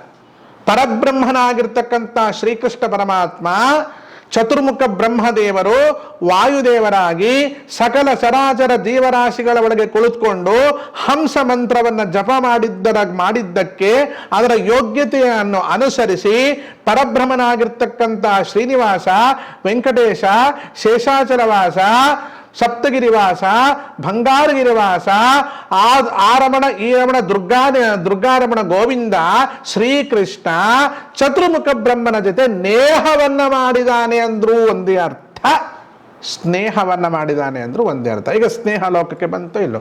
ಆ ಸ್ನೇಹ ಲೋಕ ಎಲ್ಲಿದೆ? ಭೂಲೋಕ, ಭುವರ್ಲೋಕ, ಮಹೋಲೋಕ, ಜನೋಲೋಕ, ತಪೋಲೋಕ, ಸತ್ಯಲೋಕ. ಸತ್ಯಲೋಕದಲ್ಲಿ ಸ್ನೇಹಲೋಕ ಆಯಿತು. ಯಾರಿಗೆ? ಕೃಷ್ಣ ಪರಮಾತ್ಮನಿಗೆ ಮತ್ತು ಚತುರ್ಮುಖ ಬ್ರಹ್ಮನಿಗೆ. ಯಾಕೆ? ಈ ಉಸಿರಾಟವನ್ನು ಆಡಿದ್ದಕ್ಕೆ. ಆ ಉಸಿರಾಟ ಯಾವುದು? ಈ ಹಂಸ ಮಂತ್ರ. ಈ ಹಂಸ ಮಂತ್ರ ಎಲ್ಲಿ ನಡೀತಾ ಇದೆ? ಈ ದೇಹದಲ್ಲಿ ನಡೀತಿದೆ. ದೇಹದಿಂದ ಆಚೆಗೆ ನಡೀತಿದೆಯಾ? ಹೌದು, ನಡೀತಿದ್ರು ನಮಗೆ ಕೇಳಿಸಲ್ಲ. ದೇಹ ಬೇಕೇ ಬೇಕು. ಆ ದೇಹವೇ ತೀರ, ಆ ತೀರವೇ ಹೃದಯವೇ ಸಾಗರ. ನಮ್ಮ ದೇಹವೇ ತೀರ ಅಥವಾ ಕಡಲು ಅಂತ ಹೇಳ್ಬೋದು, ಅಥವಾ ದಡ ಅಂತ ಹೇಳ್ಬೋದು, ಅಥವಾ ನಿಮ್ಮೂರಲ್ಲಿ ಏನೇನು ಹೇಳ್ತೀರೋ ನನಗಂತೂ ಗೊತ್ತಿಲ್ಲ. ಅಥವಾ ಬ್ಯಾಂಕ್ ಆಫ್ ರಿವರ್, ಆ ಬ್ಯಾಂಕ್ ಅಂತ ಹೇಳ್ತಿರೋ, ಬ್ಯಾಂಕಾಕ್ ಅಂತ ಹೇಳ್ತಿರೋ ಗೊತ್ತಿಲ್ಲ. ನಿಮಗೆಲ್ಲ ಕಾಕ್ ಮಾಡಿ ರೂಢಿ ಭಾಳ. ಇದಕ್ಕೆ ಮಿಕ್ಸ್ ಮಾಡೋದು, ಅದಕ್ಕೆ ಮಿಕ್ಸ್ ಮಾಡೋದು, ಅದನ್ನು ಯಾವುದಕ್ಕೂ ತಂದು ಮಿಕ್ಸ್ ಮಾಡೋದು, ಇದನ್ನು ಯಾವುದಕ್ಕೂ ತಂದು ಮಿಕ್ಸ್ ಮಾಡೋದು, ಇದೆಲ್ಲ ನಿಮಗೆ ಬ್ಯಾಂಕಾಕ್. ನಿಮಗೆ ಅವೆಲ್ಲ ಕಾಕ್ ಮಾಡಿ ರೂಢಿ, ಅದೆಲ್ಲ ನಮಗೆ ಗೊತ್ತಿಲ್ಲ. ಒಂದೇ ಉಸಿರಲ್ಲಿ ಹಾಡನ್ನು ಹಾಡಿಬಿಟ್ಟು ನಮ್ಮ ಮನಸ್ಸನ್ನು ನಾನೇ ಕಳ್ತನ ಮಾಡಿದ್ದೀನಿ ಅಂತ ಹೇಳಕ್ಕೆ ಯಾಕಾಗಲ್ಲ ನಿನಗೆ? ಯಾಕೆ ಅಂಜಿಕೆ, ಯಾಕೆ ಅಳಕು? ಕೇಳೆ ಕೋಗಿಲೆ. ಕೋಗಿಲೆ ಅಂದ್ರೆ ಏನು ಗೊತ್ತಾಯ್ತಾ? ಸುಷುಮ್ನಾ ನಾಡಿ, ಅಲ್ಲೇ ಉಸಿರು ಬರೋದು. ಕೇಳೆ ಕೋಗಿಲೆ, ನನ್ನ ಕೊರಳಿನಲ್ಲಿ ಏನಿದೆ? ನಿನ್ನ ಹೆಸರೇ ಕೊನೆಯ ಮಾತು, ನಿನ್ನ ಹೆಸರೇ ಕೊನೆಯ ನಾದ, ನಿನ್ನ ಹೆಸರೇ ಕೊನೆಯ ವೇದ ಅಂದ್ಬಿಟ್ರವ್ರು. ಎಷ್ಟು ಚೆನ್ನಾಗಿದೆ ನೋಡಿ. ಇದು ಬರೀ ಸಿನಿಮಾ ಹಾಡು ಅಂತ ದಯವಿಟ್ಟು ತಪ್ಪು ತಿಳ್ಕೊಬೇಡಿ. ತುಂಬ ಆರ್ಥೋಡಕ್ಸ್ ಪೀಪಲ್ಸು ಅಥವಾ ಯಾರಾದರೂ ಸಿನಿಮಾ ಹಾಡುಗಳನ್ನ ಬಹಳ ಮೈಲಿಗೆ ಅಂತ ತಿಳ್ಕೊಂಡಿದ್ದವರು ಟಿ ವಿ ಮೊದಲು ನೋಡಬೇಡಿ, ಪತ್ರಿಕೆಗಳನ್ನು ಓದಬೇಡಿ, ಪರರ ಸುದ್ದಿ ಮಾತಾಡಬೇಡಿ. ಅಂಥವ್ರು ಇದನ್ನೆಲ್ಲ ಯೂಟ್ಯೂಬ್ ನೋಡೋಕ್ಕೆ ಹೋಗಲ್ಲ, ಆ ಸಮಸ್ಯೆನೇ ಇಲ್ಲ. ಸಿನಿಮಾ ನೋಡೋಕೆ ಬೇಕು, ಪತ್ರಿಕೆ ಓದೋಕೆ ಬೇಕು, ಅಪಪ್ರಚಾರ ಮಾಡೋಕೆ ಬೇಕು, ಕೆಲಸಕ್ಕೆ ಬಾರ್ದಿರತಕ್ಕಂಥ ಫೇಸ್ಬುಕ್ ಬೇಕು, ಎಲ್ಲ ಬುಕ್ ಬೇಕಾದರೆ ನಂದೊಂದು ಬುಕ್ ಇದೆ, ತೆಗೆದು ನೋಡಿ. ಅದರೊಳಗೆ ಏನಿದೆ? ಮನಸ್ಸಿನ ಮಾತುಗಳಿವೆ, ಹೃದಯದ ಮಾತುಗಳಿದೆ. ನಾನೂ ಒಬ್ಬ ಮನುಷ್ಯಳು, ನನಗೂ ಒಂದು ಹೃದಯ ಇದೆ, ನನ್ನದೇ ಆಗಿರ್ತಕ್ಕಂಥ ಮಾತುಗಳಿದೆ. ಆ ಮಾತಿನಲ್ಲಿ ನನಗೂ ನೋವಿದೆ, ಆ ನೋವಿನಲ್ಲಿ ನನಗೂ ಪ್ರೀತಿ ಇದೆ. ಆ ಪ್ರೀತಿನ ಅರ್ಥ ಮಾಡ್ಕೊಳ್ಳೋ ಭಾವ ನಿಮಗೆ ಸ್ವಲ್ಪ ಇಲ್ವಾ? ಯಾರೋ ಮಾಡಿದಾಗ ಅವ್ರು ಸರಿ ಇಲ್ಲ ಅಂತ ಹೇಳಕ್ಕೆ ನಿಮಗೆ ಬರುತ್ತೆ? ನೀವು ಭಾಳ ಸರಿ ಇದ್ದೀರಾ? ಸ್ವಲ್ಪ ಅರ್ಥ ಮಾಡ್ಕೊಳ್ಳಿ. ಕೇಳೆ ಕೋಗಿಲೆ ಅಂದರೆ ಸುಷುಮ್ನಾ ನಾಡಿಯೇ, ನನ್ನ ಕೊರಳಿನಲ್ಲಿ ನಿನ್ನ ಹೆಸರೇ ಕೊನೆಯ ಮಾತು. ಏನದು ನಿನ್ನ ಹೆಸರು ಅಂದರೆ? ಈಗ ಒಂದು ಉದಾಹರಣೆ ತಗೋಣ. ಈಗ ನಿನ್ನ ಹೆಸರು ಸಕ್ಕು, ನನ್ನ ಭಕ್ತಳು, ನೀನು ನನ್ನ ಎದುರು ಕೂತ್ಕೊಂಡಿದ್ಯಾ. ನಿನ್ನ ಹೆಸರು ಸಾವಿತ್ರಿ, ನನ್ನ ಎದುರು ಕೂತ್ಕೊಂಡಿದ್ಯಾ. ನಿನ್ನ ಹೆಸರೇನಮ್ಮ? ನೀ ಪೇರೇನಮ್ಮ? ನಾ ಪೇರು ಸ್ವಾಮಿ ಸಾವಿತ್ರಿ. ಓಕೆನಂಡಿ, ಸಾವಿತ್ರಿ ಗಾರ ಗಾರೆ ವಡೆ, ಅದೇ ಇಡ್ಲಿ ವಡೆ ಗಾರೆ, ಏನೋ ಇಲ್ಲಿ ಗಾರೆಗೆ ಸಾವಿತ್ರಿ ಅಂತ ನಿನ್ಗೆ ಯಾರು ಹೆಸರಿಟ್ಟು? ನಮ್ಮಪ್ಪ ಅಮ್ಮ ಹೆಸರಿಟ್ರು. ನೀ ಹುಟ್ಟಬೇಕ ನಿನ್ಗೇನು ಹೆಸರಿತ್ತು? ಏನು ಸುಡುಗಾಡು ಹೆಸರಿರಲಿಲ್ಲ. ಸತ್ತೋದ ಮೇಲೆ ಒಂದಿಷ್ಟು ಹೆಸರು ಉಳಿಯುತ್ತೆ, ಕೆಟ್ಟವರ ಒಳ್ಳೆಯವರ ಅಂತ. ನೀ ಹುಟ್ಟಬೇಕಾದ್ರೆ ಏನಿತ್ತು? ಹೆಸರಿತ್ತ? ಇಲ್ಲ, ಉಸಿರಿತ್ತಲ್ವಾ? ಆ ಉಸಿರಿಗೆ 12ನೇ ದಿವಸವೋ ಅಥವಾ 2 ತಿಂಗಳಿಗೋ 3 ತಿಂಗಳಿಗೋ ಎಲ್ಲರೂ ಒಂದು ಮರದ್ದೋ ಕಬ್ಬಣದ್ದೋ ಚಾಮ್ರದ್ದೋ ತೊಟ್ಲು ಹಾಕಿ ನಿನ್ನ ತೂಗಿ ಉಯ್ಯಾಲೆ ಆಡಿ ನಿನ್ನ ಕಿವಿಯಲ್ಲಿ ಸಾವಿತ್ರಿ ಅಂತ ಹೆಸರಿಟ್ಟು ನಿಮ್ಮಪ್ಪ ಸತ್ಯನಾರಾಯಣ ಲೀಲಾವತಿ. ಅದಕ್ಕೆ ಮುಂಚೆ ನಿನ್ನ ಹೆಸರು ಏನೂ ಇರಲಿಲ್ವಲ್ಲ?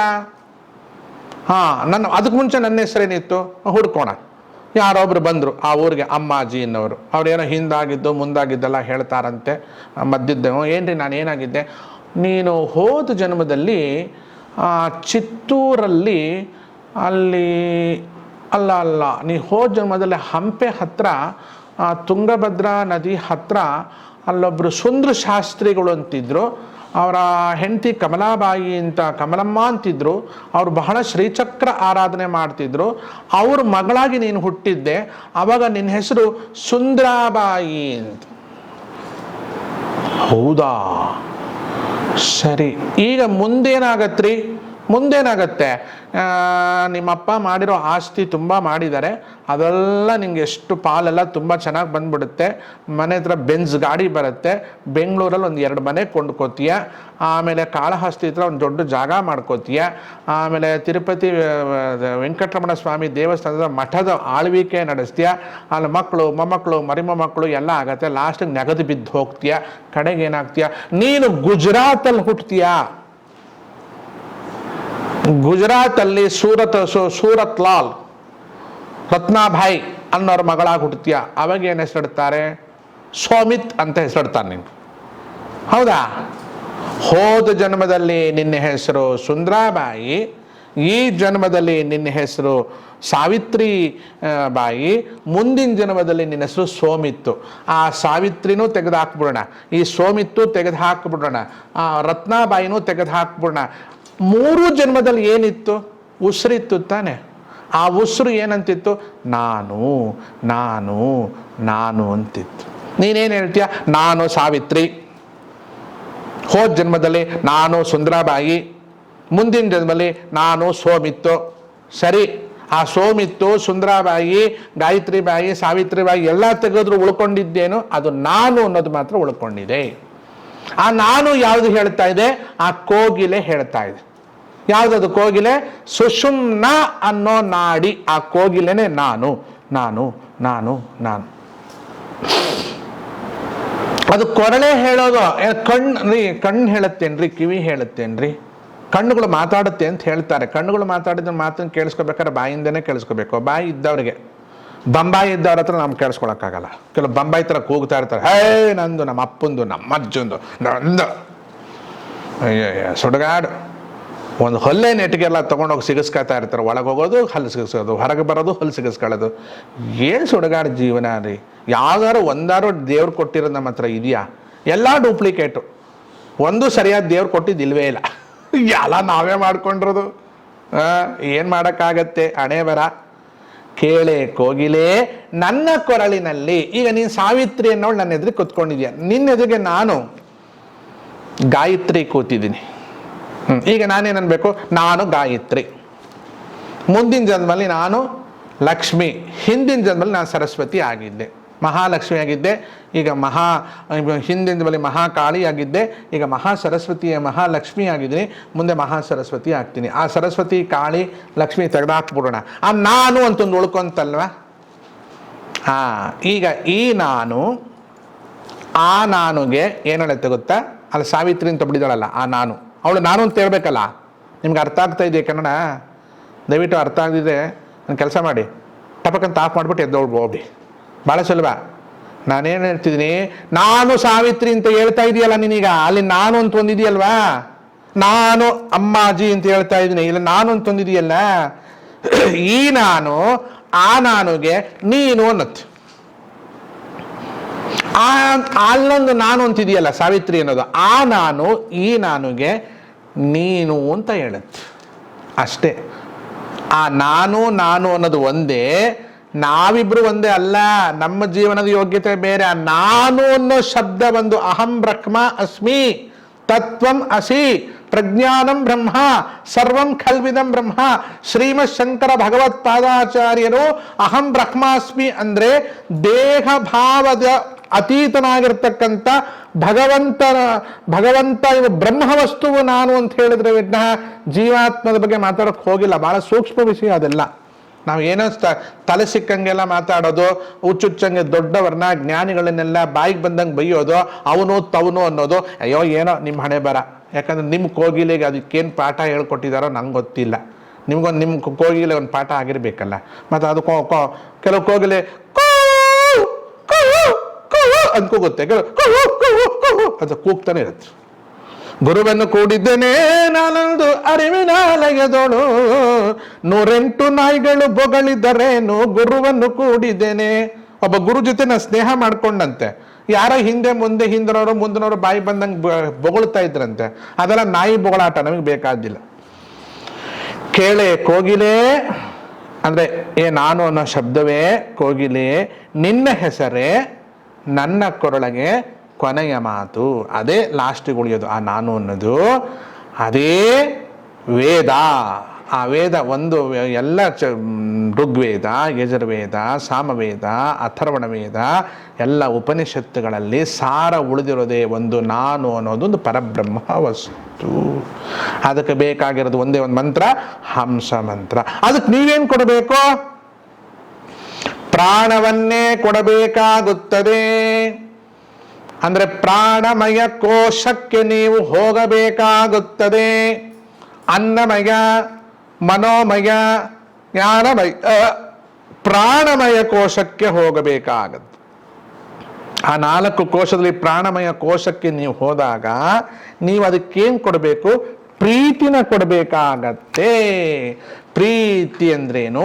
ಭಗವಂತನಲ್ಲಿ ವಿಶ್ವಾಸವನ್ನ ಮಾಡಬೇಕಾಗತ್ತೆ. ಅದನ್ನೇ ಇದು ಹೇಳ್ತಾ ಇದೆ. ಹಾಡು ಹಾಡು ಹಾಡು ಹಾಡು ಒಂದು ಹಾಡು ಹಾಡು ಹಾಡು ಹಾಡು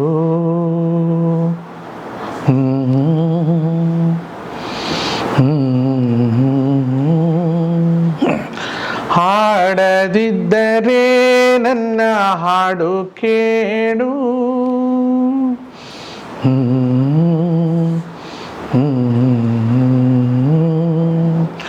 ಉಸಿರು ಉಸಿರು ಕಟ್ಟಿ ಹಾಡುವೆ ಹಾಡು.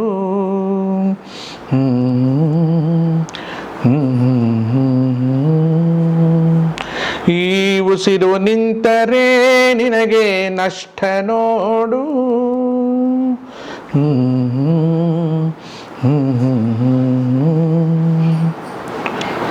ಒಂದೇ ಉಸಿರಂತೆ ಇನ್ನು ನಾನು ನೀನು ನಾನು ನೀನು ಬೇರೆ ಏನು ಬೇರೆ ಅಂದರೆ ಅರ್ಥವೇನು? ಒಂದೇ ಉಸಿರಂತೆ ಇನ್ನು ನಾನು ನೀನು ನಾನು ನೀನು ಬೇರೆ ಏನು ನೀನೇ ನಾನು ನಾನೇ ನೀನು. ಒಂದೇ ಕಡಲಂತೆ ಇನ್ನು ನಾನು ನೀನು ತೀರ ಸಾಗರ ಬೇರೆ ಏನು ಬೇರೆ ಅಂದರೆ ಅರ್ಥವೇನು? ಹಾಡೇ ಕೋಗಿಲೆ ಒಂದೇ ಉಸಿರಿನಲ್ಲಿ ಚಂದಿರನನ್ನು ಚಂದಿರನೆಲ್ಲನು ಅಂದಿಕೆ ಏನು ಅಳುಕಿನ್ನೇನು ಕೇಳೆ ಕೋಗಿಲೆ ನನ್ನ ಕೊನೆಯಲ್ಲಿ ನಿನ್ನ ಹೆಸರೇ ಕೊನೆಯ ಮಾತು ಕೊನೆಯ ನಾದ ಕೊನೆಯ ವೇದ. ಪ್ರೀತಿ ಪ್ರೀತಿ ಪ್ರೀತಿ ಪ್ರೀತಿ ಕೊಡುವೆ ನನ್ನ ಪ್ರಾಣ ಪ್ರೀತಿ. ನೋಡಿ ಆ ನಾದಮಯ ನಾದಮಯ ಈ ಲೋಕವೆಲ್ಲ ನಾದಮಯ. ಚೆನ್ನಾಗಿ ಮಾತಾಡ್ರಯ್ಯ, ಚೆನ್ನಾಗಿ ಮಾತಾಡ್ರಯ್ಯ. ನಿಮ್ಮ ಧರ್ಮವನ್ನ ನೀವು ಚೆನ್ನಾಗಿ ಪಾಲಿಸಿ, ಪರಧರ್ಮವನ್ನ ನಿಂದನೆ ಮಾಡಬೇಡಿ, ಯಾರನ್ನೂ ನಿಂದನೆ ಮಾಡಬೇಡಿ. ಅದು ಪರಬ್ರಹ್ಮನಾಡಿದ ಮಾತು. ಭಗವಂತನಿಗೆ ಬೇಕಾದ್ದು ಒಂದೇ ಒಂದು ಉಸಿರು. ಉಸಿರಿಲ್ಲದ ಉಸಿರು ತಗೊಂಡು ಏನು ಮಾಡ್ತೀರಿ? ಸಿಕ್ಕಂಗೆ ಮಾತಾಡ್ತೀವಿ, ಸಿಕ್ಕಂಗೆ ಹೋದ್ರೆ. ಅದು ನಿನ್ನೆ ನಾನು ಹೇಳಿದ್ನಲ್ಲ ನಿಮಗೆ, ಏಯ್ ಊಟ ಮಾಡ ಅಪ್ಪ, ಊಟ ಮಾಡಪ್ಪ ಅನ್ಬೋದಲ್ಲ. ಬಾ ಒಳಗೆ ಅಪ್ಪ, ಬಾ ಒಳಗೆ ಅನ್ಬೋದಲ್ಲ. ಏನಯ್ಯ, ಏನು ಸಮಾಚಾರ? ಚೆನ್ನಾಗಿದೆಯೋ? ನಿನ್ನ ಹೆಂಡತಿ ಹಂಗವಳೆ. ಏನಯ್ಯ, ಏನು ಸಮಾಚಾರ? ನಿಮ್ಮ ಮನೆಯವರು ಚೆನ್ನಾಗಿದ್ದಾರೇನಯ್ಯ ಹೇಳ್ಬೋದಲ್ಲ. ಏಯ್ ವಾಡ ಹಿಂಗೆ ಒಕ್ಕಾರ ವಾಂಗು ಒಕ್ಕಾರಂಗು ಹೇಳ್ಬೋದಲ್ಲ. ನಾವೆಷ್ಟು ಪ್ರೀತಿಯಿಂದ ಕೇಳ್ತೀವಿ, ಒಳಿ ಹೆಂಗೆ ಇರ್ಕಪ್ಪ. ಕರ್ನಾಟಕದವರೆಲ್ಲ ಒಳಿ ಹೆಂಗೆ ಇರ್ಕಪ್ಪ. ಅವ್ರು ಏನು ಉತ್ತರ ಕೊಡ್ತಾರೆ ಗೊತ್ತಾ? ರೋಡಲ್ಲಿ ನ್ಯಾರಪ್ಪೋಂಗ. ನಾವೆಷ್ಟು ನಾಜೂಕಾಗಿ ಒಳಿ ಹೆಂಗೆ ಇರ್ಕಪ್ಪ ಅಂತ ಕೇಳಿದ್ರೆ ಒಳಿ ಹಿಂಗೆ ನೇರ ಪೋಂಗ್ ಏನೋ ಹೇಳ ನ್ಯಾರಪ್ಪೋಂಗ ಅಂದರೆ ಕೋಗಿಲೆಗೆ ಸರಿಯಾದ ಶಿಕ್ಷಣ ಆಗಿಲ್ಲ. ಅದಕ್ಕೆ ಯಾವುದೇ ಮುನಿಗಳನ್ನು, ಯಾವುದೇ ಋಷಿಗಳನ್ನು, ಯಾವುದೇ ಜ್ಞಾನಿಗಳನ್ನು ಬಾಯಿ ಇದೆ ಅಂತ ಬಾಯಿಗೆ ಬಂದ ಹಾಗೆ ಮಾತಾಡಕ್ಕೆ ಹೋಗಬೇಡ. ಒಂದಲ್ಲ ಒಂದು ದಿವಸ ಆ ನಾಲಿಗೆನ ಭಗವಂತ ನಿನ್ನಿಂದ ಕಸ್ಕೊಂಡ ಅಂದರೆ ಅಮ್ಮ ತಾಯಿ ಧರ್ಮನೇ ಕಾಯೋ ತಂದೆ ಅನ್ಲಿಕ್ಕೂ ಬರಲ್ಲ ಕಣ ಮುಂಡೆದೆ. ಆಚಾರವಿಲ್ಲದ ನಾಲಿಗೆ ನಿನ್ನ ನೀಚ ಬುದ್ಧಿಗೆ ಬಿಡೋ ನಾಲಿಗೆ. ವಿಚಾರವಿಲ್ಲದೆ ಪರರ ದೂಷಿಸುವುದಕ್ಕೆ ಚಾಚಿಕೊಂಡಿರುವಂಥ ನಾಲಿಗೆ. ಆಚಾರವಿಲ್ಲದ ನಾಲಿಗೆ ನಿನ್ನ ದೊಡ್ಡ ನಾಮ ಹಾಕ್ಕೊಂಡೆಲ್ಲ, 3 ನಾಮ, ದೊಡ್ಡದೊಂದು ಮಧ್ಯದೊಂದು ನಾಮ, ಆ ಕಡೆ ಈ ಕಡೆಗೊಂದು ನಾಮ. ಅಯ್ಯೋ ಅಯ್ಯೋ ಬೂಟ ಆಟಿಕೆ ದಾಸ ಹಿಂಗೆ ಬುಲ್ಲಿ ಮೇಲೆಲ್ಲ ನಾಮ. ಒಂದು ಮಠ ಸಾಲದು ಅಂತ ಇದು ಶೃಂಗೇರಿ ಮಠ ಆಗೋಯ್ತು, ಇದು ರಾಮಾನುಜಾಚಾರ ಮಠ ಆಗೋಯ್ತು, ಮಧ್ವಾಚಾರ ಮಠ ಆಗೋಯ್ತು, ಅಟ್ಲಕ್ಕೆ ಎಲ್ಲ ಮಠಗಳು ಆಗೋಯ್ತು. ಕಡೆಗೆ ಏನಾಯಿತು? ಯಾವ ಸುಡಗಾಡ ಮಠನೂ ಇಲ್ಲ, ಮಠವೇ ಇಲ್ಲ ನಿನಗೆ ದರಿದ್ರ. ಯಾಕೆ ಅಂದರೆ ನಿನಗೆ ಆಚಾರವಿಲ್ಲದ ನಾಲಿಗೆ. ಒಳಗಿರ್ತಕ್ಕಂಥ ಇಡಾನಾಡಿ ಅಂತ ಒಂದಿದೆ, ಒಂದು ಪಿಂಗಲ ನಾಡಿ ಅಂತಿದೆ. ಇದು 36,000 ನಾಡಿ ಎಡಗಡೆ ಇದೆ, 36,000 ನಾಡಿ ಬಲಗಡೆ ಇದೆ. ಮಧ್ಯದ ನಾಡಿ ಸುಷುಮ್ನಾ ನಾಡಿ. ಆ ಸುಷುಮ್ನಾ ನಾಡಿ ಕೋಗಿಲೆ. ಆ ಕೋಗಿಲೆ ಒಳಗೆ ಬರ್ತಕ್ಕಂಥ ಉಸುರೇ ಹಂಸ ಮಂತ್ರ. ಆ ಹಂಸ ಮಂತ್ರ ಅದು ನಾನು ನೀನು, ನೀನು ನಾನು, ನಾನು ನೀನು, ಹಂಸ ಸೋಹಂ ಸೋಹಂ ಸಾಹ. ಈ ಮಂತ್ರದ ಅರ್ಥವನ್ನು ಆದಷ್ಟು ನಾನು ಗಹನವಾಗಿ ಇದರಲ್ಲಿ ಅವಗಾಹನ ಮಾಡಬೇಕು ಅಂತಿದ್ದೀನಿ. ಯಾವತ್ತೂ ಯಾವ ಕಾಲಕ್ಕೂ ಲೌಕಿಕ ವಿಷಯಗಳು ನಮಗೆ ಬೇಕಿಲ್ಲ. ಆದರೆ ಲೌಕಿಕ ವಿಷಯಗಳನ್ನು ಇಟ್ಟುಕೊಂಡು ಅನೇಕ ಮಹಾತ್ಮರು ಉದಾಹರಣೆಗಳನ್ನು ಕೊಡ್ತಾ ಇದ್ದಾರೆ. ಆದರೆ ಇವತ್ತಿನ ದಿವಸದಲ್ಲಿ ಈ ಕಂಪ್ಯೂಟರ್ ಯುಗದಲ್ಲಿ, ಈ ಮೊಬೈಲ್ ಯುಗದಲ್ಲಿ ನಾನು ಯಾವುದೋ ಲೌಕಿಕ ಉದಾಹರಣೆ ಕೊಟ್ಟರೆ ಜನಕ್ಕೆ ಅರ್ಥವಾಗೋಲ್ಲ. ಹೊಸ ಮಕ್ಕಳು, ಹೊಸ ಪೀಳಿಗೆ ಅವರು ಸ್ವಲ್ಪ ಇದರೊಳಗೆ ಎಂಟ್ರನ್ಸ್ ಆಗಲಿ ಅನ್ನೋ ಉದ್ದೇಶದಿಂದ ನಾನು ಅನೇಕ ಸಿನಿಮಾ ಗೀತೆಗಳನ್ನು ಅಥವಾ ರಂಗಗೀತೆಗಳನ್ನು, ನಾಟಕ ಗೀತೆಗಳನ್ನು ಇದರಲ್ಲಿ ಬಳಸಿಕೊಂಡಿದ್ದರೆ ಭಗವಂತ ಅದನ್ನು ಕ್ಷಮಿಸಿ ಅದರ ಒಳಗಿರ್ತಕ್ಕಂಥ ಭಾವಾರ್ಥವನ್ನು ಮಾತ್ರ ಸಿಹಿಯಾಗಿ ಸಜ್ಜನರಿಗೆ ಕೊಡಲಿ ಅಂತ ಹೇಳ್ತಾ ಮುಂದುವರೆದ ಭಾಗವನ್ನು ಮುಂದೆ ನೋಡೋಣ. ಶೋಭಾ